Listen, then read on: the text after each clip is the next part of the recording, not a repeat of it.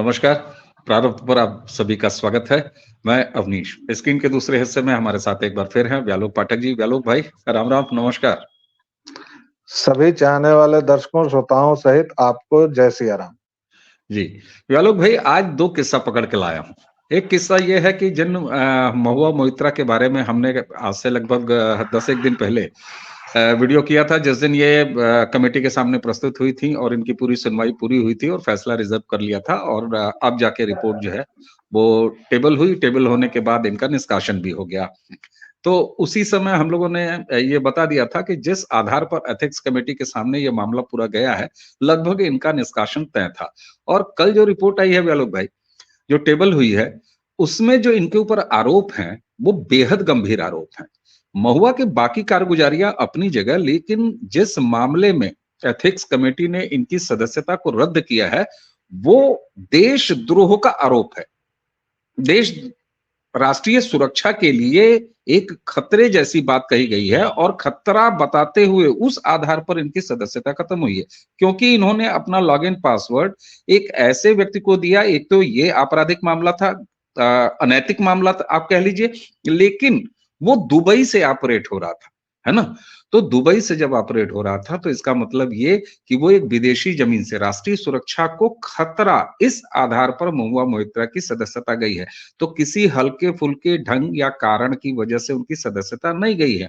महुआ मोइत्रा जिस तरीके से सदन के बाहर खेल रही हैं, वो उनकी अलग कहानी। इसी के साथ एक किस्सा और आया है, धीरज साहू।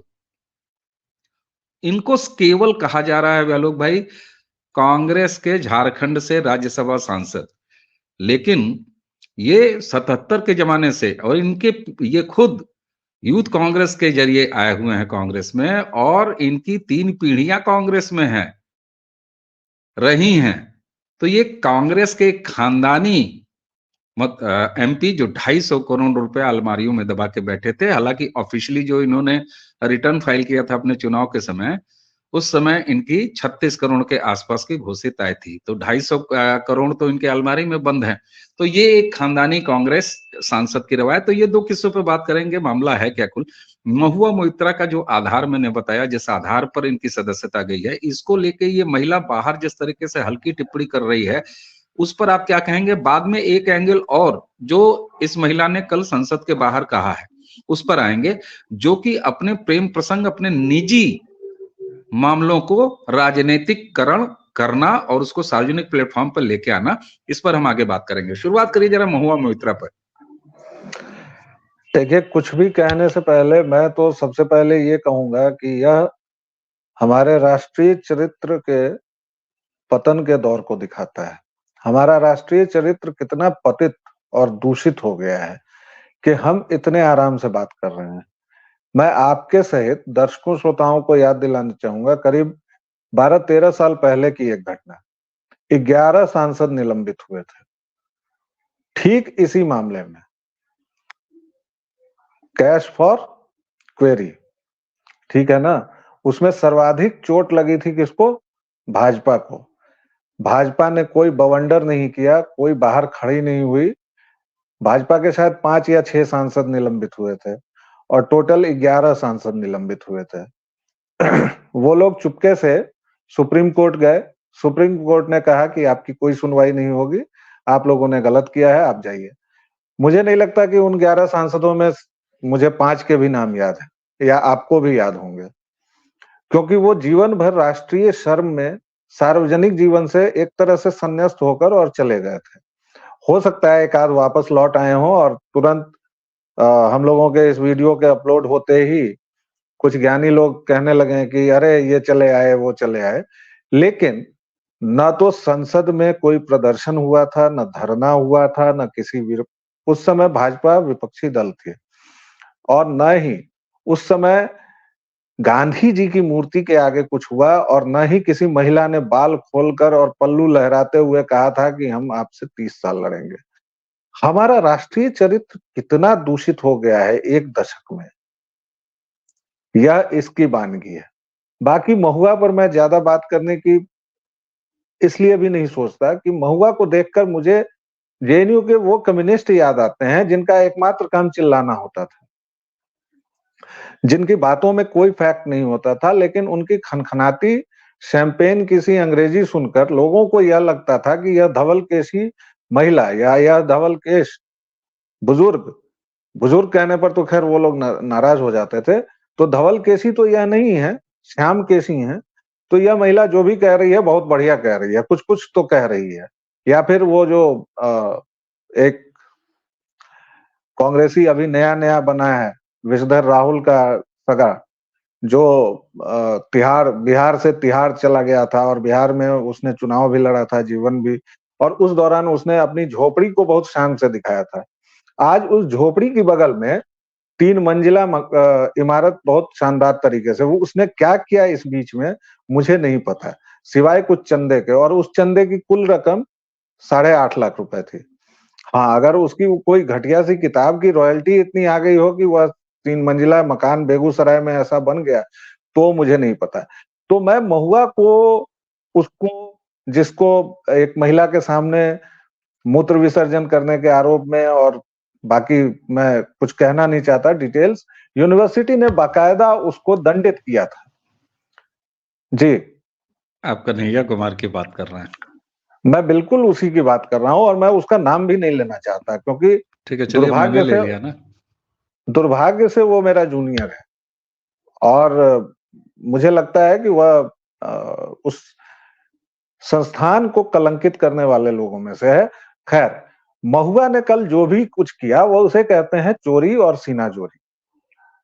उसके बाद जेडीयू के एक सांसद हैं, जिनको सुन के एक बिहारी होने के नाते मेरा सिर शर्म से झुका हुआ है। उन्होंने कहा कि मैं इतने साल से सांसद विधायक 3 बार रहा हूं, मेरे पास तो कुछ है ही नहीं। और उनको स्पीकर ओम बिरला ने फटकार लगाई कि तुम बोल क्या रहे हो, तुमको कुछ समझ में भी आ रहा है, तुम पर कड़ी कार्रवाई हो सकती है, ये ओम बिरला को कहना पड़ा। आप सोचिए कि हमारे जनप्रतिनिधि कैसे कैसे महान हैं, और ये उस सुशासन बाबू के हैं जो देश का प्रधानमंत्री अगला बनने का सपना देख रहे हैं और विषधर राहुल के साथ पींगे बढ़ा रहे हैं। उस व्यक्ति ने कहा कि मुझे तो आज तक अपना कुछ पता ही नहीं है, और मेरे लिए तो क्वेश्चंस भी दूसरे फ्रेम करते हैं। महुआ के यही साथी हैं। अगले साथी कौन है? सोनिया जी हैं। उनके बारे में मैं कुछ नहीं कहूंगा। खानदान, पूरा का पूरा खानदान ही जमानत पर है, अद्भुत खानदान है। और उसके बाद अभी केवल रेफरेंस के लिए मैं उसका नाम ले रहा हूं, साहू का। 250 करोड़ आपकी इससे निकले, घर से, घर के जो आपकी अलमीरा है उससे, और आप कहेंगे कि सीबीआई और ईडी मोदी जीवा भेज दे रहा है। मैं तो आगे बढ़ के कहता हूं कि केवल सीबीआई ईडी नहीं भेजता है भाई, पहले आरबीआई के ट्रक से आपके यहाँ नकदी रखवाता है, और तब कहता है कि भाई जाओ और इनके यहाँ छापेमारी करो। अरे ठीक है व्यालोक भाई, करोड़ 2 करोड़ 3 करोड़ अगर मामला होता तब तो एक बार मान भी लिया जाता कि चलिए भाई सीबीआई ने रखवा दिया। अब क्या मतलब 250 करोड़, इतना महंगा सौदा करेंगी एजेंसियां कि 250 करोड़ रुपए जुगाड़ के कहीं से लाएं और इनके एमपी के घर में अलमारियों में रखवा दें, तो ये तो थोड़ा सा ज्यादा नहीं, हो गया। तो इसीलिए मैंने कहा ना कि मोदी जी वह, उन्होंने आरबीआई गवर्नर को कहा कि 5-6 ट्रक ये भिजवा दो, जैसे इंदिरा जी के समय में होता था, ट्रक के कमाल ट्रक है। चले जाते थे। या फिर उनसे पहले हमारे महान नेहरू जी ने आजाद हिंद फौज के खजाने के साथ क्या किया था, वो देख लीजिए। तो जाकी रही भावना जैसी प्रभु मूरत देखी तीन तैसी। कांग्रेसियों के नस नस में भ्रष्टाचार है, मैं इसीलिए इन्हें कुकर्मी कांग्रेसी कहता हूँ। मैं इनका जो प्रीफिक्स है, हालांकि महुआ मोइत्रा कांग्रेसी नहीं है, लेकिन मैं टेक्निकली उनको कांग्रेस से जोड़ सकता हूं, क्योंकि वो जिस है पार्टी ना, की हैं। है बिल्कुल है कांग्रेसी, वो संस्कृति वही है। तो संस्कृति वही है, व्यभिचार वही है, आचार वही है। मैं चोरी करूंगी, और उसके बाद अगर कोई मुझे चोर बोलेगा तो मैं बाल वाल खोल के और नाचने लगूंगी, और मैं कहूंगी कि दुर्गा हूं, रण करूंगी, फलाना हूं, ढिमाका हूं। उसके बाद मैं संसद के आगे चली जाऊंगी। और कल भी उस महिला ने कुछ शब्द बोले हैं। एक तो शब्द जो उन्होंने बोला था वो ट्रेंड करता ही रहता है। जी, कल संसद के सामने जो बोला उन्होंने, उस पर हम थोड़ा सा अभी आ रहे हैं वहां पे। लेकिन आप जी। जरा ये देखिए कि जो आधार लगाए गए हैं, जो आधार सामने रखे गए हैं एथिक्स कमेटी के, एथिक्स कमेटी ने उसमें राष्ट्रीय सुरक्षा से जुड़ा हुआ मामला उसको करार दिया है और इस आधार पर इतनी सीरियस, है ना, उच्चतम कार्रवाई महुआ मोइत्रा पर। तो महुआ मोइत्रा के ऊपर जो रिएक्शन वो दे रही थी, संसद में उन्होंने बोलने का भी प्रयास किया, अध्यक्ष ने अनुमति नहीं दी, लेकिन उनके पीछे ममता बनर्जी भी खड़ी हैं, उनके पीछे बाकी आपने सोनिया का नाम लिया ही और सपोर्ट का नाम लिया ही, पूरा गिरोह खड़ा है। राष्ट्रीय सुरक्षा जैसे मसलों पर भी क्या ये विरोध पर तत्पर हो गए हैं और विरोध के लिए तैयार है? ममता बनर्जी राष्ट्रीय सुरक्षा के खिलाफ भी खड़ी है। मुझे आप पर हंसी आती है अवनीश भाई, और मुझे आप जैसे उन तमाम लोगों पर जो मतलब इनका चाल चरित्र चिंतन कौन नहीं जानता है भाई। सोनिया गांधी के लिए उनके पतिदेव या उनकी सासू माँ नेवी का जहाज ले जाती थी कि चलो हम लोग थोड़ा छुट्टी मना लेते हैं। ठीक। राहुल बाबा का केक कटता था इंडियन एयरफोर्स के विमानों में। सोनिया माई किस अधिकार से इंडियन एयरफोर्स का विमान इस्तेमाल करती थी, जरा मुझे बताइए। ये मौनी बाबा के शासनकाल में। तो ये लोग राष्ट्रीय सुरक्षा, देश, समर्पण कुछ नहीं, इनका एक पालतू चाटुकार था या है या नहीं है। कपिल सिब्बल जो खुद को कहता है कि मैं वकील भी हूं, मैं फलाना भी हूं, मैं दिमाग, कल ही उसने कहा है कि असम म्यांमार का हिस्सा था। तो इन लोगों के लिए देश वगैरह कुछ नहीं है, और इनकी जो बिलबिलाहट है वो केवल और केवल इस वजह से है कि पिछले 10, 15, 12 सालों से इन लोगों की नब्ज ही रख ली है। और कल मोदी जी ने फिर इस्तेमाल कर दिया। उन्होंने फिर से उत्तराखंड में बोल दिया जी कि मोदी तो वोट भी गिनेगा और नोट भी गिनेगा, और मोदी को सब पता है कि किसके पास कितना है और कहाँ है। तो अब मुझे लगता है कि जो मोदी जी का वो लास्ट वाला फेज होता है ना, कि 4 साल काम करूंगा और 1 साल राजनीति करूंगा, तो वो अब शुरू हो रहा है। अच्छा, एक चीज और, मोदी जी का अगर आप जो भूतपूर्व ट्विटर और इस समय एक्स प्लेटफॉर्म है, आजकल जरा उनके पोस्ट आप देखिए जो वहां पर वो पोस्ट कर रहे हैं, तो हाँ, इस मतलब समय मैं तो हालांकि पहला हैरान रह गया। नहीं, मतलब वो जिस तरह से इमोजीज का जिस तरीके से वो इस्तेमाल कर रहे हैं, और यही धीरज साहू वाले केस में जो उन्होंने अखबार की एक कटिंग के साथ जो इमोजी इस्तेमाल की है, तो इसका तो मैं कल कुछ कांग्रेस के हैंडल्स पे भी देख रहा था, उनके प्रवक्ताओं पे काफी उछल कूद है, और ये भी बड़ा रोचक तरीका है मोदी जी का। खैर, मोदी जी नए नए प्रयोग करने के लिए जाने जाते हैं। अच्छा, अब जरा दूसरी तरफ चलते हैं। संसद से चूंकि बाहर हो चुकी है महुआ, जिस तरह का प्रोपेगेंडा महुआ एथिक्स कमेटी के सामने जब वो पहले पेश हुई थी हियरिंग के समय, उस समय भी महुआ ने काफी बदतमीजियां की थी, कल संसद के सामने भी काफी बदतमीजियां की।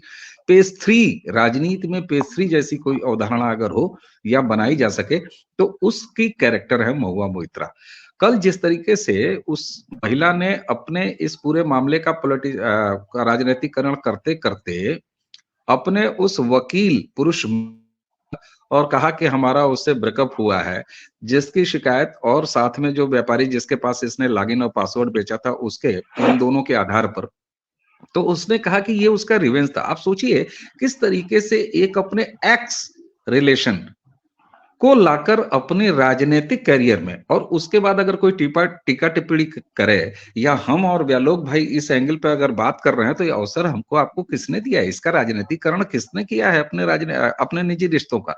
तो ये जो निजी रिश्तों, पार्टियों, कॉकटेल्स, डॉगी और पैसे, महंगे पर्स, हवाई यात्राएं, दुबई, संसद, ये जो एक पेज 3 जैसा माहौल है, ये कौन सा नया चरित्र है भारतीय राजनीति का, जिसका की प्रतिनिधित्व करती है ये महुआ मोइत्रा? ये पेज 3 नहीं है। मैंने आपको तुलना किससे शुरू की? मैंने उस जेएनयू के पूर्व छात्र से शुरू की। फिर मैंने कहा कि कुकर्मी कांग्रेसी, व्यभिचारी वामपंथी, ये वही चरित्र है। इनके लिए कोई मर्यादा नहीं है, कोई सीमा नहीं है। ये वो राक्षस हैं, ये वो राक्षसी हैं जिनके लिए कुछ भी मायने नहीं रखता है सिवाय अपने फायदे के। न इनको रिश्तों की मर्यादा है, न इनको परिवार की मर्यादा है, न इनको समाज की मर्यादा है, न इनको देश की मर्यादा है। ये सब कुछ बेच डालेंगे। और मुझे डर इसी बात का है कि ये जो मोदी जीवा इतना बना रहे हैं सब कुछ भारत, खुदा न खास्ते, क्योंकि भारतीय जनता पर मुझे बहुत पूर्ण भरोसा है। हालांकि अभी जिस तरह से वो परफॉर्मेंस कर रही है वो मेरे भरोसे को डगमगाती है, लेकिन मुझे पूरा भरोसा है कि भारतीय जनता कभी भी कहीं भी जा सकती है चंद इसके लिए, चंद रेवड़ियों के लिए। वैसे तो इस बार उसने रेवड़ी कल्चर को भी धत्ता बता दिया, इस बार उसने जाति के कार्ड को भी धत्ता बता दिया और लगातार बताती आ रही है। जी मैं यही टोकने जा रहा था आपको। अच्छा किया आपने जो है वो तुरंत फटाक से जो है गियर चेंज कर लिया। नहीं जी। नहीं, इस बार जैसे मैं सही में चमत्कृत हूं, मैं मतलब ऐसा सोचता नहीं था।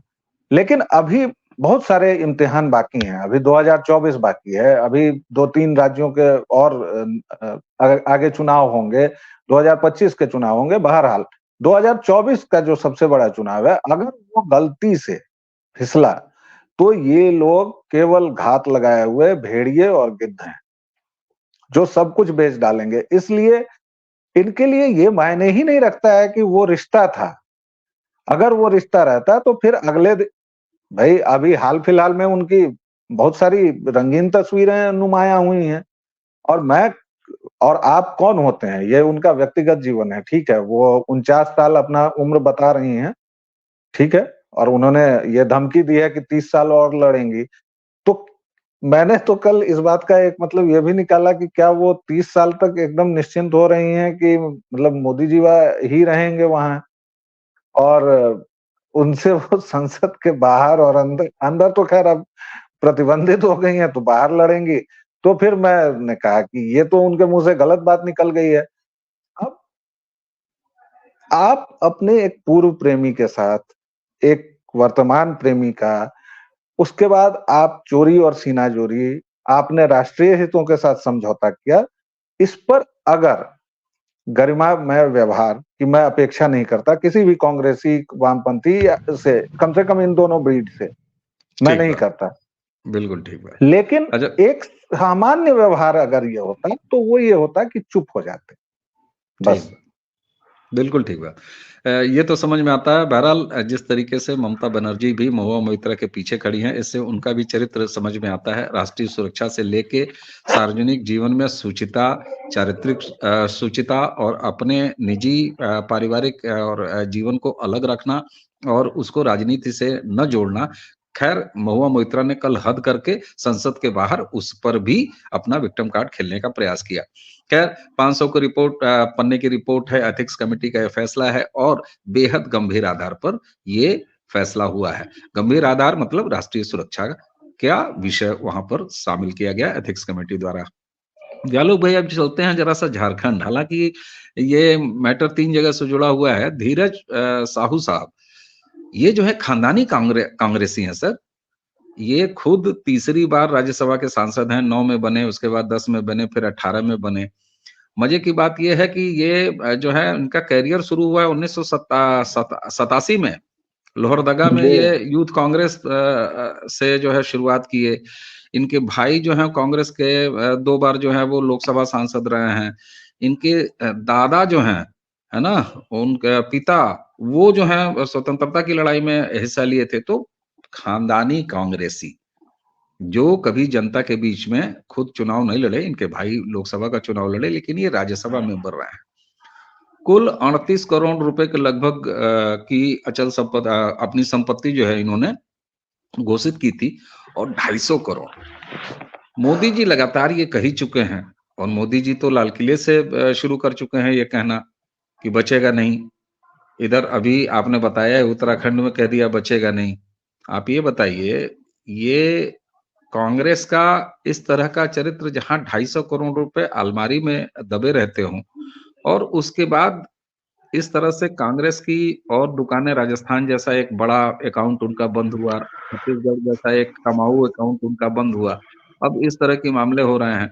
तो ये मोदी जी का क्या इरादा है सर? ये यात्रा उनकी कहाँ तक जाएगी? मोदी जी तो कहने लगे हैं हमको सब नोट भी बैठ के हम गिनेंगे।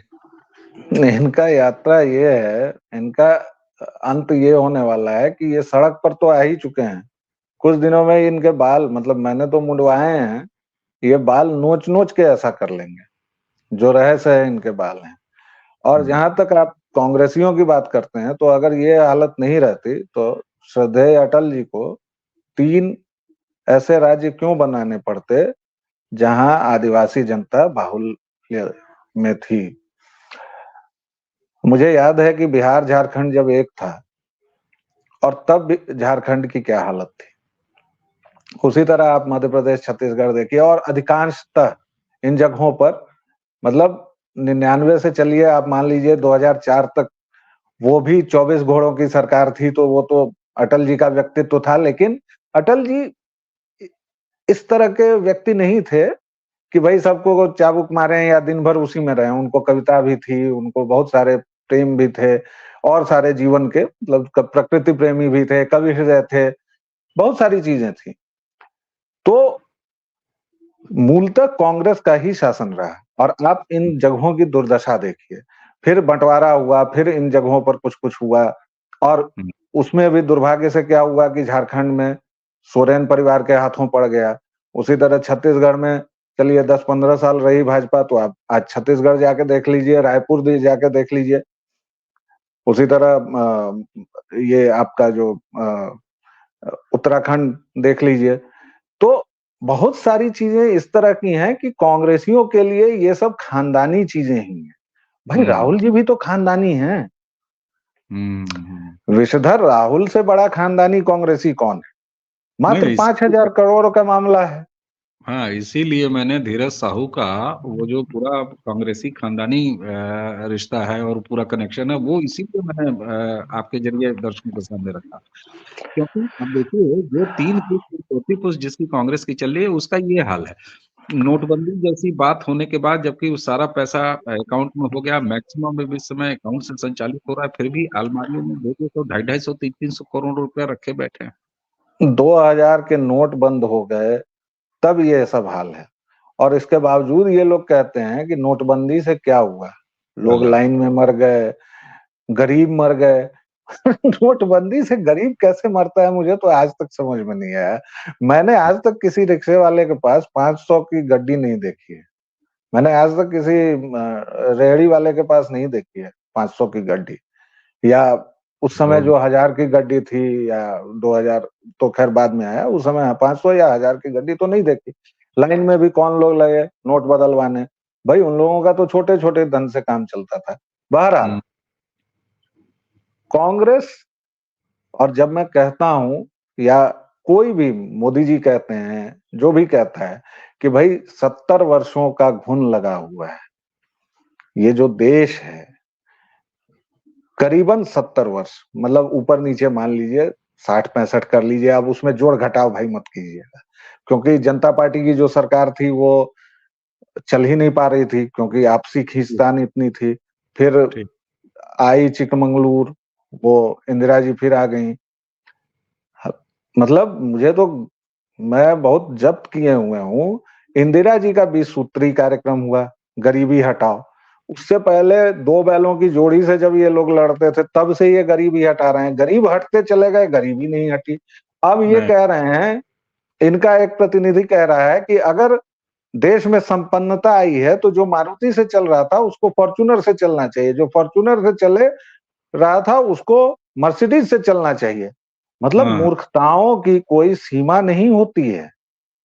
और उसी तरह इन लोगों ने घुन लगे हुए, अब उसको छींटे दे के चलने लायक थोड़ा रंग रोगन करके बाबा अटल जी गए थे, और पिछले 10 साल से मोदी जी कर रहे हैं कुछ कुछ।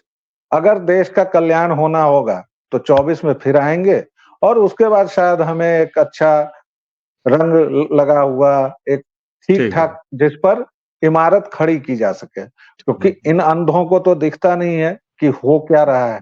भाई मुझे तो दिख रहा है। बिल्कुल ठीक, बिल्कुल ठीक। तो अब इस तरह से ये समझा जा सकता है कि नरेंद्र मोदी ने जो सीधे सीधे ऐलान जो है 15 अगस्त को लाल किले से किया था कि अब कम से कम भ्रष्टाचारियों की खैर नहीं, और उन्होंने वो लगातार इसकी सीरीज देखी जा रही है। उड़ीसा और आपके झारखंड और बिहार, इन तीनों से कनेक्शन रखने वाले हाँ, 3 पीढ़ियों के कांग्रेसी धीरज साहू के यहाँ से 250 करोड़ रुपए बरामद। ये भी कांग्रेस का एक चरित्र, वर्तमान चरित्र भी बताता है। भूतपूर्व चरित्र 3 पीढ़ी पहले क्या रहा है, ये भी इससे आसानी से सोचा जा सकता है, समझा जा सकता है। तो इस तरह से 2 मामलों पे हमने बात की। महुआ मोइत्रा जी की खैर संसद यात्रा तो समाप्त हुई और वैसे जिलाध्यक्ष उनको बना दिया है ममता बनर्जी ने, तो मुझे लगता है कि वो अपना जिलाध्यक्ष ही करेंगी। और अब इतना वक़्त है नहीं कि कोई वो बाई इलेक्शन लड़ पाएँ और कोई बाई इलेक्शन होने की अब कोई संभावना नहीं है। तो इसलिए महुआ जी खैर संसद से बाहर ही प्रमुखता करें, वो ज़्यादा बेहतर है। अब उनके लॉगिन पासवर्ड जो हैं वो फ्री हैं, वो चाहे 1 को बाँटें, चाहे 1000 को बाँटें, ये महुआ जी जाने और महुआ जी की तासीर जाने। इसी के साथ कांग्रेस के सामने बधाई देने का मौका है कि कांग्रेस को इस बात के लिए बधाई देनी चाहिए कि उनके राज्यसभा सांसद के पास इतनी नोट है कि व्यालोक भाई वहाँ पर गिनती जो है काफ़ी स्लो चल रही है क्योंकि मशीनें कम पड़ गई हैं। गिनती अभी भी है, अभी जो लास्ट अभी आई है वो 250 करोड़ की है। ये मामला और कितना बढ़ता है। बहरहाल 2024 देश खड़ा है तो नरेंद्र मोदी अब भ्रष्टाचारियों पर सीधे-सीधे हमले कर रहे हैं और कार्रवाई कर रहे हैं। इसका प्रमाण ये मिलता है कि एक-एक कार्रवाई का वो अपने सोशल मीडिया प्लेटफ़ॉर्म पे जाके हिसाब दे रहे हैं। तो अब सीधे इन कार्रवाइयों को नरेंद्र मोदी से जोड़ा जा सकता है क्योंकि उन्होंने खुद इसको जो है रिट्वीट किया या कहिए एक्स प्लेटफ़ॉर्म पे पोस्ट किया। तो ये नरेंद्र मोदी की पर्सनल कार्रवाइयाँ हैं, इसके लिए नरेंद्र मोदी जी को बधाई दी जानी चाहिए, 250 करोड़ रुपए आए। अच्छा ये पैसा तो ट्रेज़री में चला जाता होगा ना व्यालोक भाई? ऐसे चलते-चलते हाँ, हाँ, बिल्कुल, ट्रेज़री हाँ। में ही जाता है। तो चलिए जनता के पास आई। व्यालोक भाई आपने समय दिया, आपका बहुत-बहुत धन्यवाद और दर्शकों इसी के साथ हमें और व्यालोक भाई दोनों को आज्ञा दीजिए। आज का ये एपिसोड यहीं खत्म। आप सभी को नमस्कार, प्रणाम, जय हिंद, वंदे मातरम, जय श्री राम।